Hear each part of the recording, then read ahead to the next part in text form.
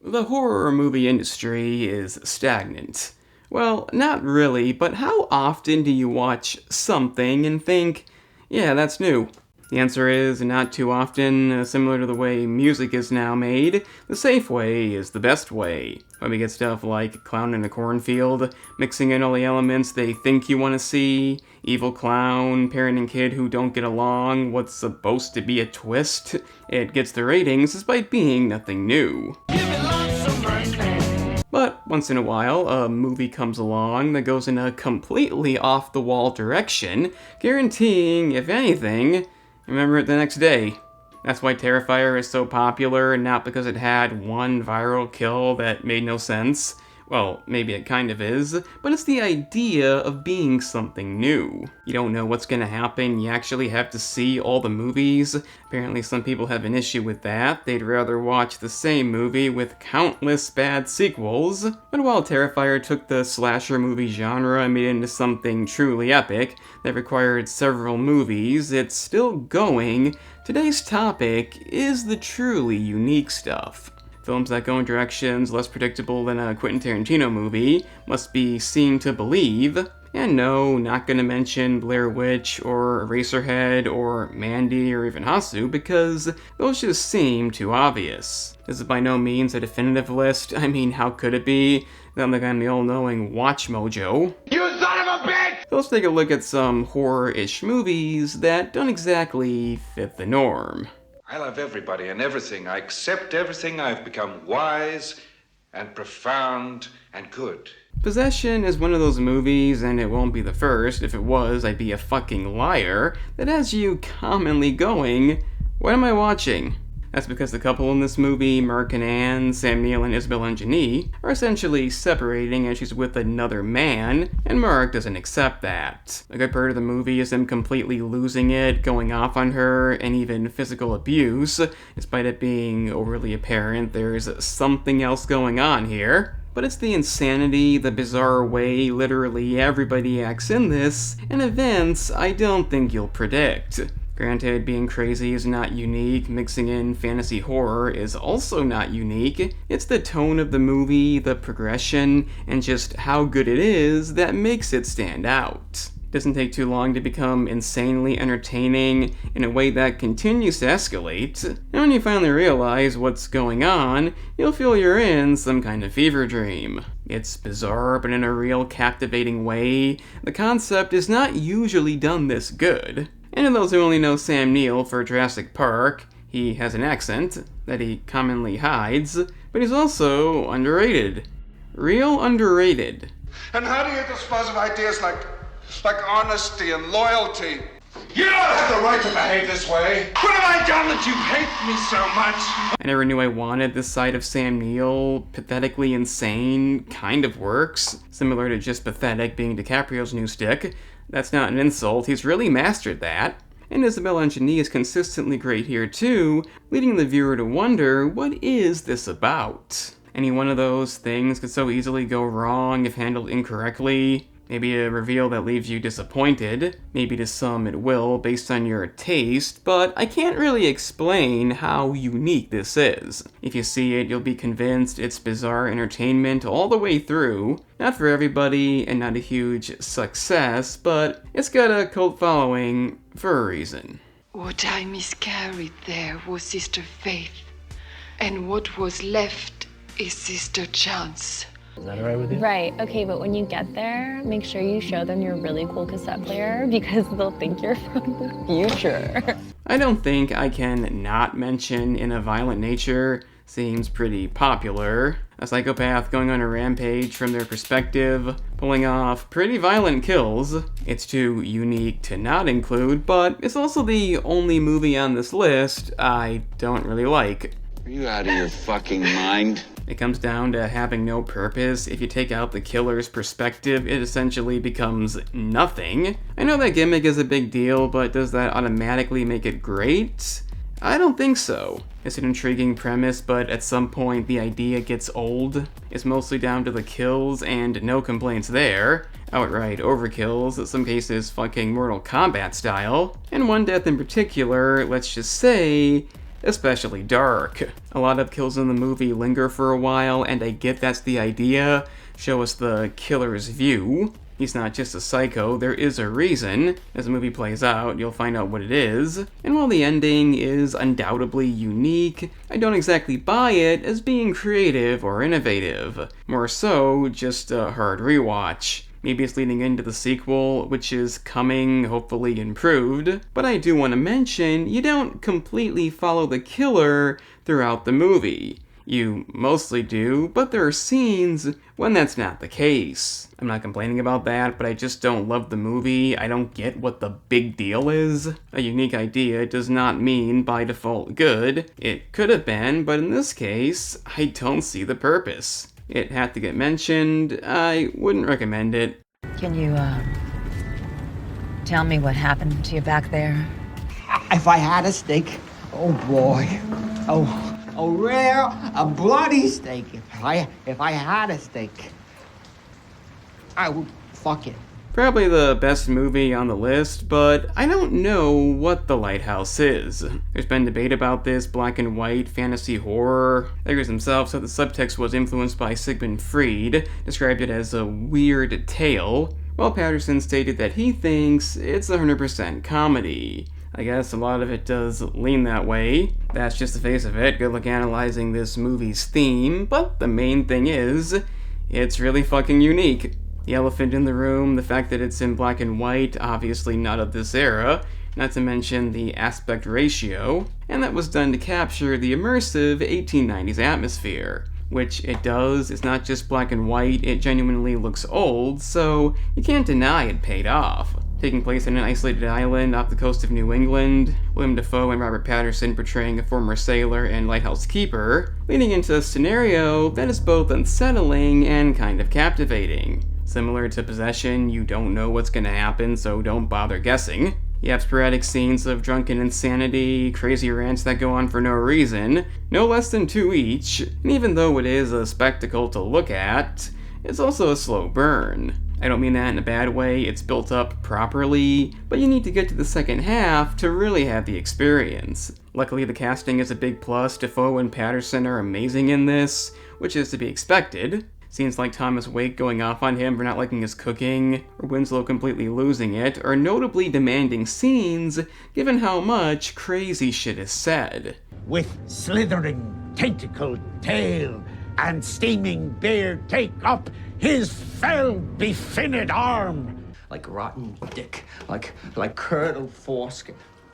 Like hot onions fucked a farmyard shithouse. Usually coming out of nowhere and only sometimes without reason. In lesser hands, it wouldn't have had this result. But it fits, the movie's tone demands your attention, it doesn't feel overdone, and when you add on the fantasy elements, the way the plot unravels, the ending you're not going to expect, it's a movie unlike any other. It's highly acclaimed too, so not a very unexpected pick, but just on the basis of what it is, how could it not be included? You have a way with words, Tommy.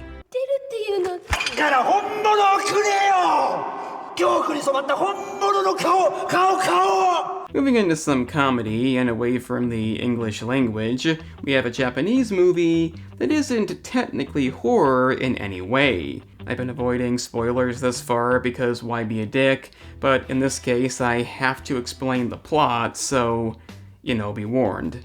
What makes One Cut of the Dead so unique is its essential 3-stage process. In the beginning, you witness what seems to be a zombie film being made, with some questionable moments that don't seem to fit, and then the zombies appear to actually be real, in which the director's seemingly happy about it, as it makes it more authentic. As a viewer, you believe that, no reason not to, but upon that concluding, we then cut to how it came to be. A film crew tasked with making a zombie horror film, One Cut from the Dead, but doing it in a one-take format on live TV. That's a recipe for a shit show. That's explaining why scenes don't make any sense, we know it's not gonna go as planned. and the third act is watching the live broadcast take place, but this time we know it's not real, and we see what goes on behind the scenes. This makes for a real entertaining watch. The idea of seeing two perspectives, potentially repetitive, but when you have a unique idea like this, it becomes a real good payoff. You want to see the film succeed, the way they get around various issues is real inventive, and while not having any real horror to speak of, the comedy is spot on. You don't see many films subverting expectations quite like this. In the beginning, you really don't know what it is. Then again, maybe when it came out, the trailer spoiled it, who knows? But due to its unique layout and succeeding with an idea that could have gone wrong, I feel it had to be included. For the many movies that are surely just like this, somebody will tell me, that I can guarantee. This list is, like I said, obviously not definitive, so take it with a grain of salt.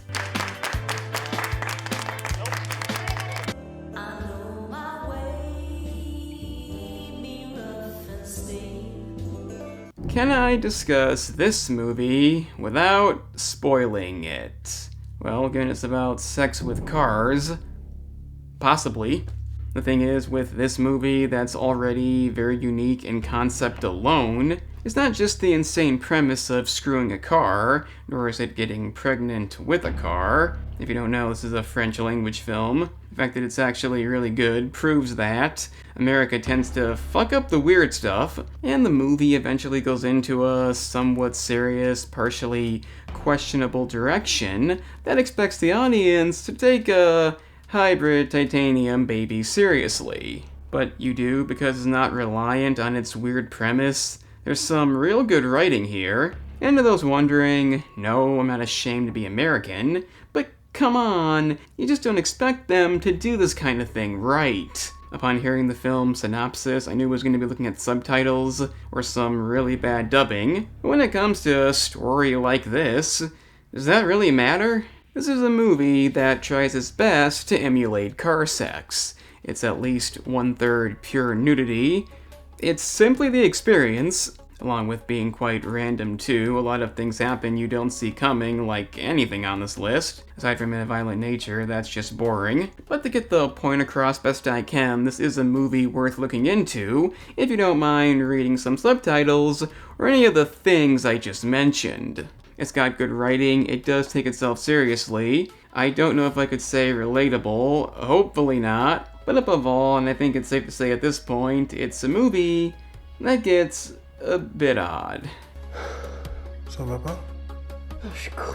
定期向国友会缴交微薄的续约金，就永远不用担心消失，爱待多久就待多久。 Moving on to the most grounded thing on this list, we have another really good movie. In fact, it's outright genius, taking the idea of urban legends and making it into a thing that dead people do for popularity. That's such a great idea, it makes you go, I wish I thought of that. And the concept of popularity and what it means to be forgotten is portrayed through the lens of death. You have to stay relevant, if not, you're gone.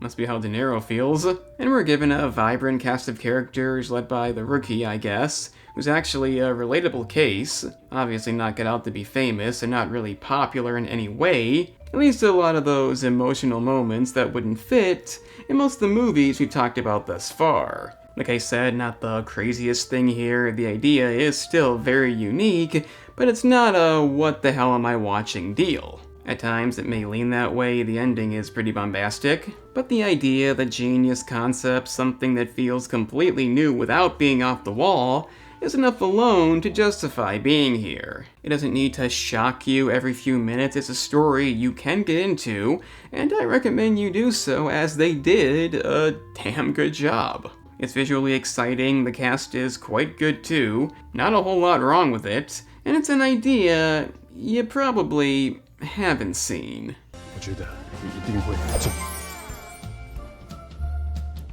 Wait all you want, because there's no end. Fine, I'm gonna watch it anyway, alright? I like it.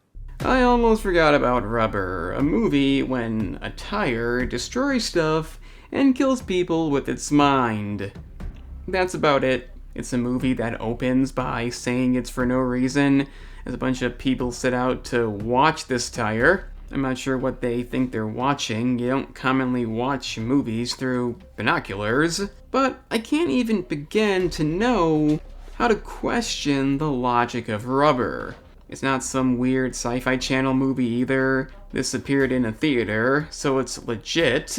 But unlike the movie about car fucking, they clearly know how stupid this is. It's full of scenes that legitimately make no sense. The movie alone jokes about how irrelevant everything is, or as they say, No reason. So without spoiling anything, I don't know what to add. Just know nothing will add up and nothing said will make sense. It's a homicidal tire that makes people explode, and I need not say more. I mean, is it a good movie that's preference-based? If you like what I've said so far, then by all means watch it, but if you want something resembling reality, then it won't be justified. Not crazy, not bombastic, just really fucking weird. And as they tell you right at the start, it's for no reason. Come punish me. What is garbage? Don't worry about that. Go on. And there you have it, a nice selection of horror, sci-fi, fantasy, gothic, comedy, body horror movies to check out the rest of this month. Unfortunately, one was completely spoiled. I can't help it. You can let me know in the comments about my selection being awful and how I am a complete fraud. If not, you can share the video because that's really the only way. And of course, hit the like button along with subscribing because why not? I'm the analyst, and remember kids, the unknown is definitely unknown.